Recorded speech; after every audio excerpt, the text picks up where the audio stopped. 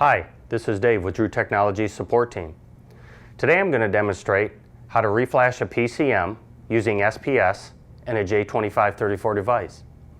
SPS is the service programming system used by General Motors to reflash modules on General Motors vehicles. The J2534 device I'll be using today is a Drew Technologies Cardac M. A couple of very important notes I want to go over with you guys before we get started. First, use a battery maintainer. Battery voltage is very important during a programming procedure. Battery voltage going below the minimum may cause flash failures or severe error codes. Check the service information for the proper programming voltage on the vehicle you're working on. Also, a laptop with a power supply. Don't rely on the laptop battery to stay fully charged during the reflash process. Also, very good idea to disable your screensaver or sleep mode functions if they're enabled. Having one of these kick on during the flash procedure can cause interruptions which will lead to flash failures or errors. One last important step, Windows 7 Professional operating system on your PC is what GM supports. They have no support for Windows 8 or Windows 10 at this time. Also, make sure you check the GM website to see which version of Java they are supporting and how to set it up to work with SPS properly. So let's go ahead, get our battery maintainer and our laptop hooked up to the vehicle, log in to the GM website and start the SPS programming procedure. Alright, let's go ahead and get started. You need to open up an internet browser, preferably Internet Explorer. General Motors seems to work better on Internet Explorer. And then you're going to type in the address bar www.acdelcotds.com. That's going to bring you to the home page here where you're going to be able to log in if you already have a username and password. If you don't, click the register button and it'll just ask you for your information to create your account.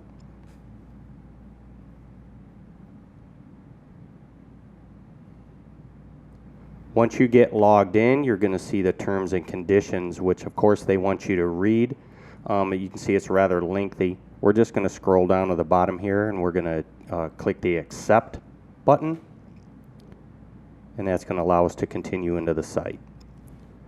This here is your main menu where you can access your account, edit your personal information, change your password, go to the online store and purchase your subscriptions. And you also have the service and programming information, which is the one over here on the right hand side, which we're going to choose. That's going to get us in to the section where we can see what subscriptions we already have. Okay, now we can see on the service information subscriptions, we can look over here on the left hand side. That's your service information, repair manuals, things like that, TSBs. If you have a subscription to that, it gives you access to all the paper manuals basically that GM has on their website. The right side here is all of the calibration and diagnostic software. Once you purchase your service programming only, if that's what you purchase, you're going to go ahead and see a access your subscription button like we have at the top. You're going to go ahead and choose that, and that's going to allow you to log into the SPS system or the actual home page where you have all your subscriptions. GM always has some announcements here. We can just choose to either read them or click through them, click OK. Again, the very important one here to not install Windows 10.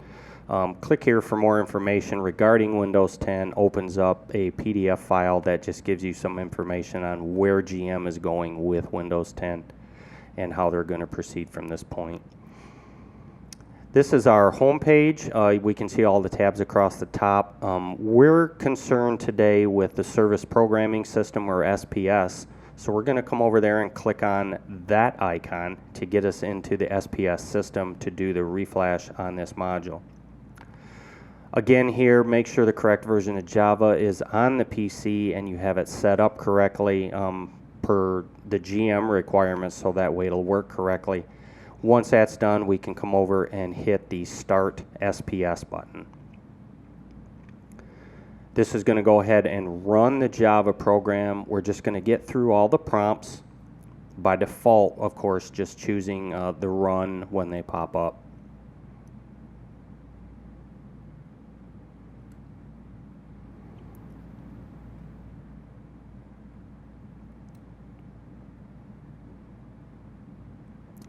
Now this section here, you're always going to see every time you log into SPS.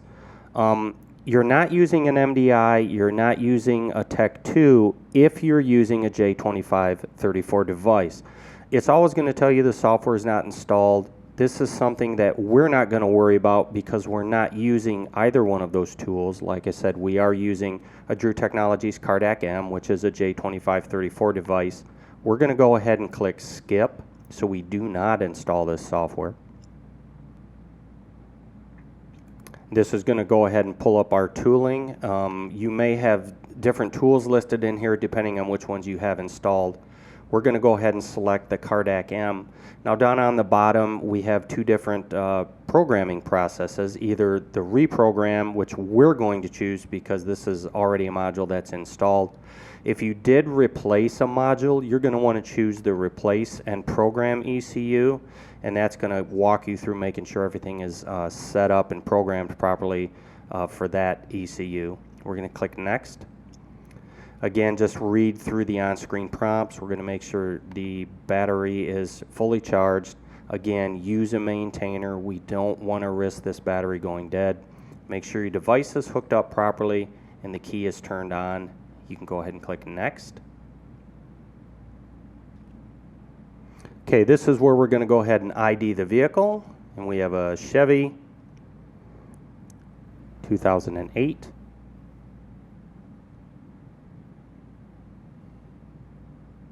We're going to choose the light truck. We're going to scroll down to find Suburban, and it's going to go ahead and communicate with the device and connect to the vehicle. This is the VIN number. We always want to double check it, make sure that the correct VIN is being pulled, and we can see it is, so we're going to hit next. And here we show a list of all the supported controllers that we can reflash with SPS that should be on this vehicle. We're going to go ahead and we're going to choose the ECM, which is the engine control module. And then on our programming type on the bottom, you can see there's two of them listed, normal and VCI. VCI is a special file that GM has to set up for you. So it's really not important for you to choose VCI unless you're directed to by General Motors. This section will do nothing inside of your account unless they set up the VCI file for you. So choose normal, and then you're going to hit the next button. Again, we're going to communicate with the device.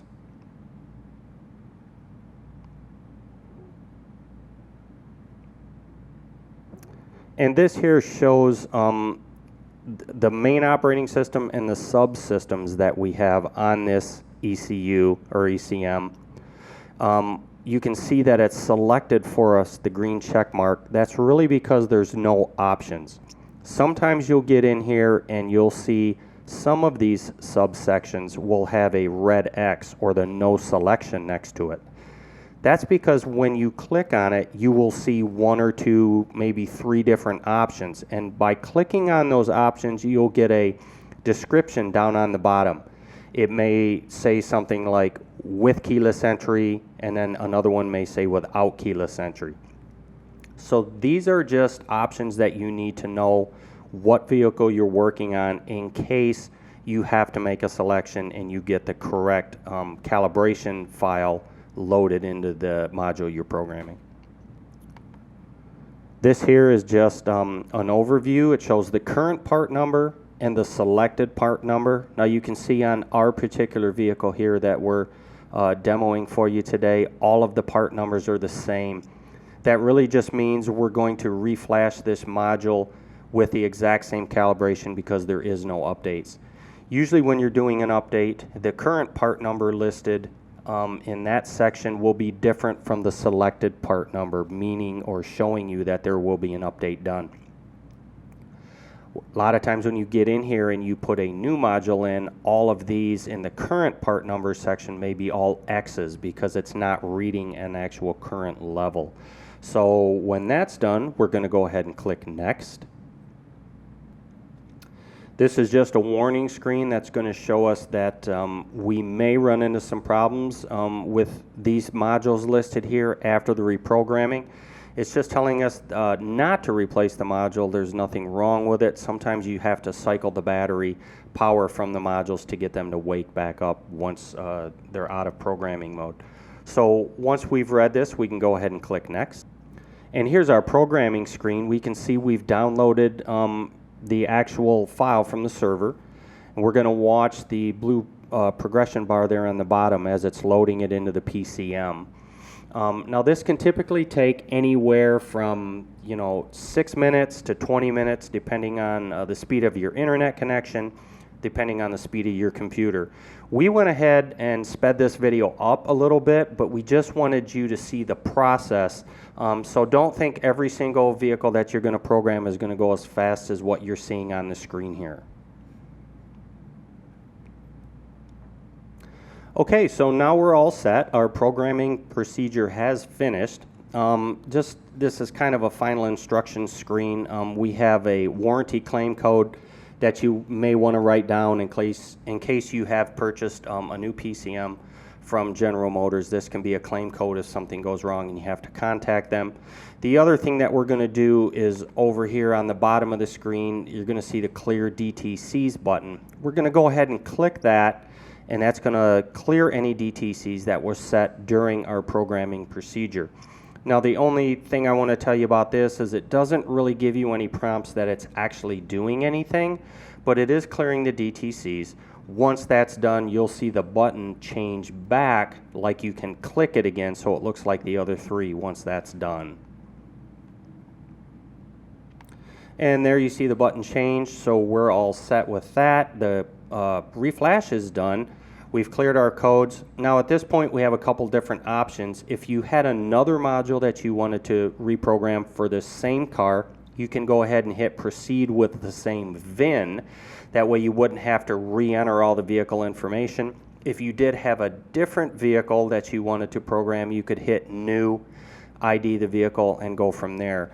With us, we're going to go ahead and just hit the cancel button to get out of the programming screen because we are done with this vehicle. We're going to come back to the SPS start screen, and we can go ahead and close our internet browser and exit the TIS2Web session that we have going here. And at this point, our programming is complete, and we're finished with the flash on this car. Now that we've successfully flashed the PCM on this Chevy Suburban, we can go ahead, take the vehicle out, do a road test, make sure any concerns that we were having before the flash are fixed before we return the vehicle to the customer. We hope this has been an informative video and has given you a good basic overview on how to use SPS to program a GM module. See you soon.